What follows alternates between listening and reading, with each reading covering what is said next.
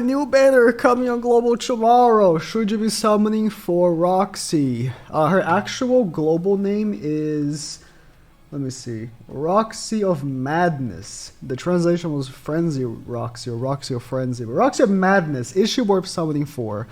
Now, let's take aside the fact that we know anniversary comes in not so long from now. It's like 2 months, right?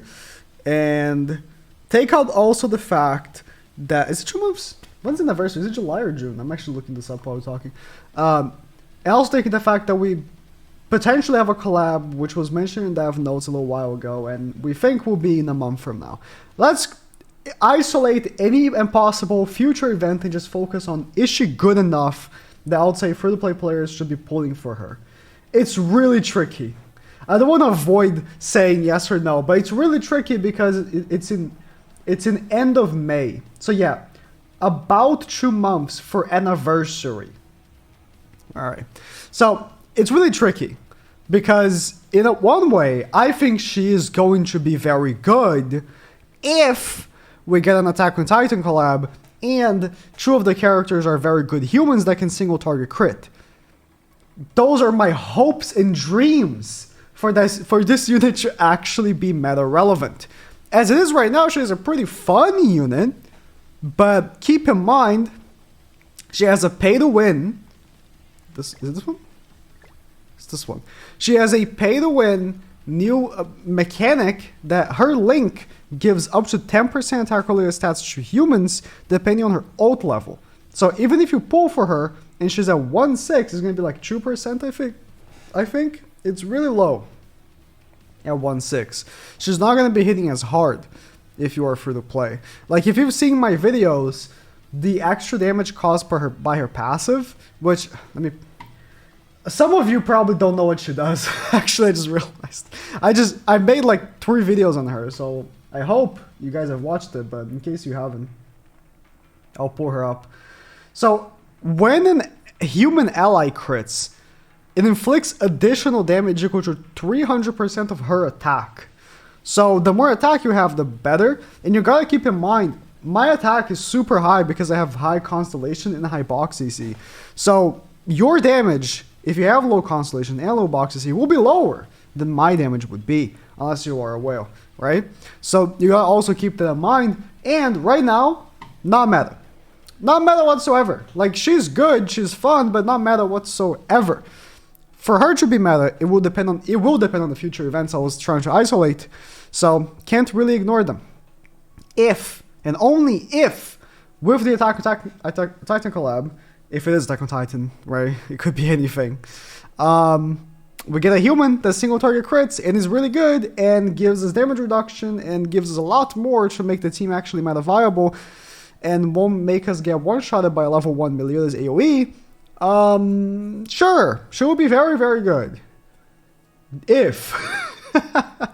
Big if. So we don't know, you know. She is not a seasonal character, but she is not a Ragnarok. She is a catastrophe unit. So she will only be in specific banners, probably catastrophe banners and stuff like that, which is really, really unfortunate.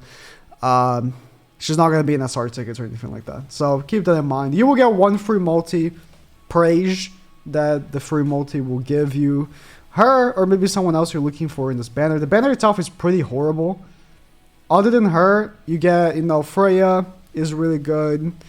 Freyr is really good. Tonar if you don't have her. Like the rest is Lamal. So there's that. I think Roxy for a free-to-play player, it's not worth spending 600 gems for, especially considering that if you only get the guaranteed, you're lacking a lot of attack-related stats because of the pay-to-win mechanic. And anniversary, less than 2 months from now, actually. And potential collab a month from now. I think it's reasonable for me to say that free-to-play players should be avoiding this banner at all costs. And yeah, so what else is coming with this patch? So, there's not much other than some new Holy Relics. So of course, if you've seen from my videos, Assault Melee got a new Holy Relic and is really cool and good and fun. Honestly, all Holy Relics should mimic what this assault melee with this relic is trying to do, which is to just like enhance the passive by as much passive and just the kit in general, right? By as much as possible. So increases his basic stats by 30% as soon as the match starts. Even if you take the second turn, it will still be there. Unlike, let's say you're using a Nanashi, you only get the Nanashi passive to proc when your turn starts.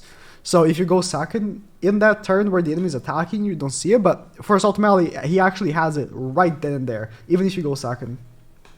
And it's 3 different buffs separate. So, you know, the Amplify gets a good boost from that. Now, if he doesn't take damage, then he reapplies it. Now, but if he does take damage, he does not reapply it. So there's the thing, right? If you're constantly proccing his passive or his relic, it's really good. Honestly, he is like, I wouldn't say he's comparable to Purgatory Melee because that would be absurd. But he's not that far. Like, if you're proccing every single turn, he can do some pretty crazy numbers, and he can be a cheese way of winning with like some pretty big time single targets and even AoEs. So he looks really good when his relic is proccing. But there are so many issues with this. Also, that doesn't end here. Applies the same effect when it doesn't take damage, right? But increases Demon's basic stats by 5% for every buff up to 3 times. So at the beginning of match, as soon as he applies the passive, he also gives himself and all allies 15% basic stats as well. It's not 30, it's actually 45. So there's two big problems with this. One, can't really run him with Estarossa. That is a huge problem. Immense problem even. I would even say it almost causes the unit to not be runnable because Estarossa is so goddamn good. And not only he's so goddamn good for you, guess what? You're facing Estarossas non-stop as well. So Estarossa's commandment, removing her buffs, is going to be annoying as hell. Anytime I've tried to use, I've actually try to use Assault Melee with Estarossa, it doesn't go well because I just lose my buffs and it doesn't work. It just doesn't work. And then if I face Estarossa, it's just practically the same thing. So it's a big problem with him. And the other problem is that, again, he only reapplies if he doesn't take damage.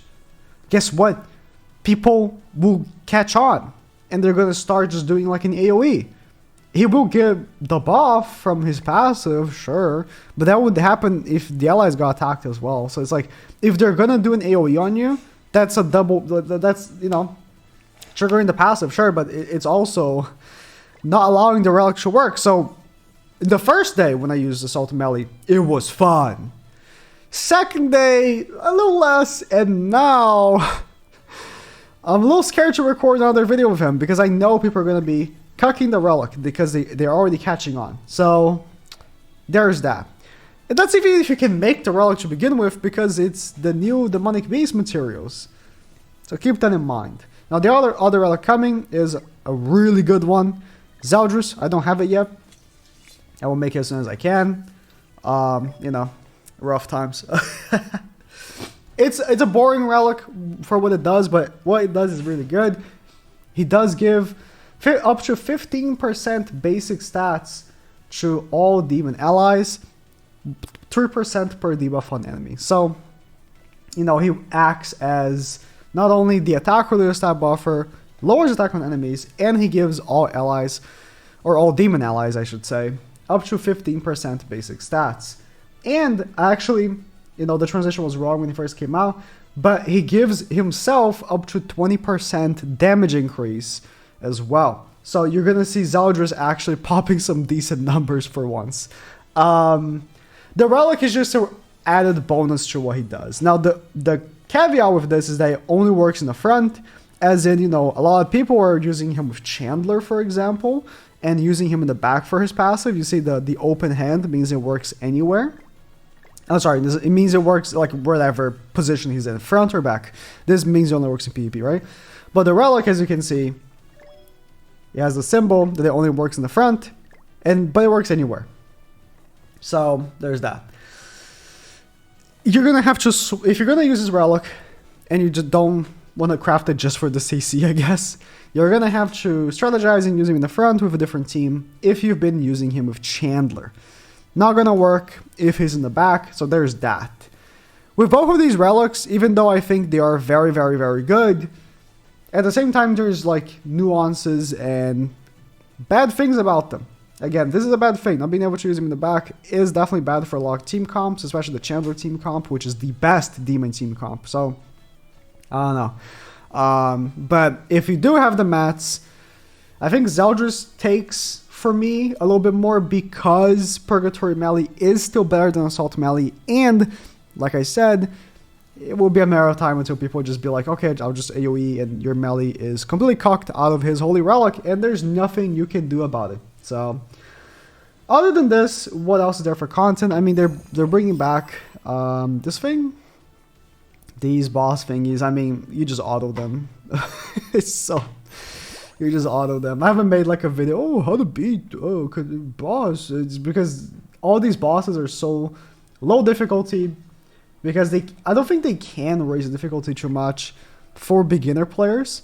But us that have level 100 characters and Super Awakened characters are completely above the difficulty of these stages.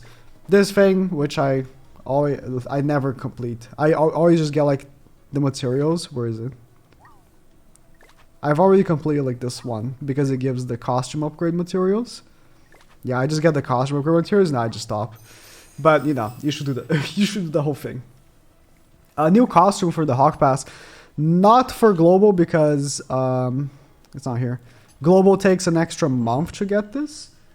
But is there a new costume for Global? I'm actually looking for the patch notes. There might not be one.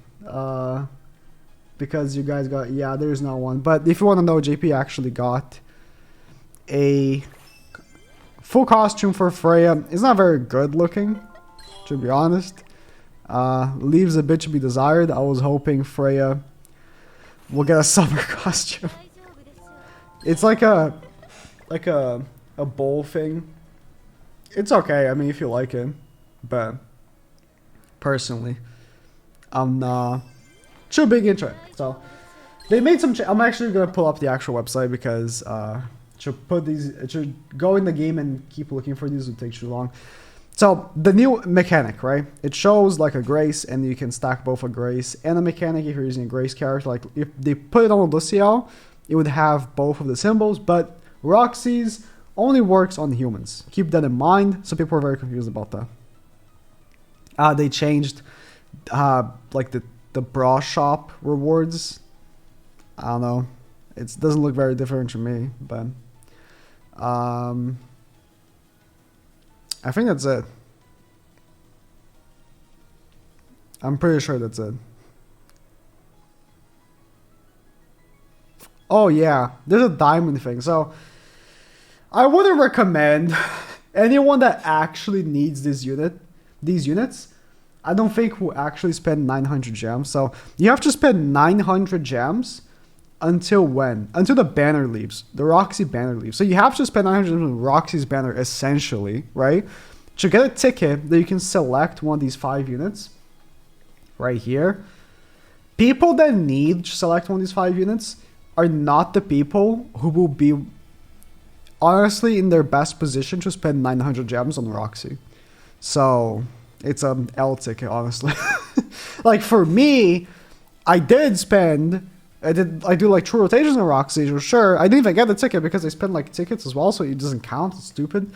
I could get the ticket, but I already have these characters 6/6. What I'm saying, like people who would spend 900 gems on Roxy already have these characters done. So it's weird ticket. Should have been a login thing, honestly. Like, yeah, given like Freya for free. Yeah, Freya's an old character at this point. Give him for free. Who cares, right? And Freya 1/6 is not the same as Freya 6/6. I'll tell you. The Death Ultimate makes a difference. So that's it for the patch. Let's hope that the anniversary is good. That's all I can say.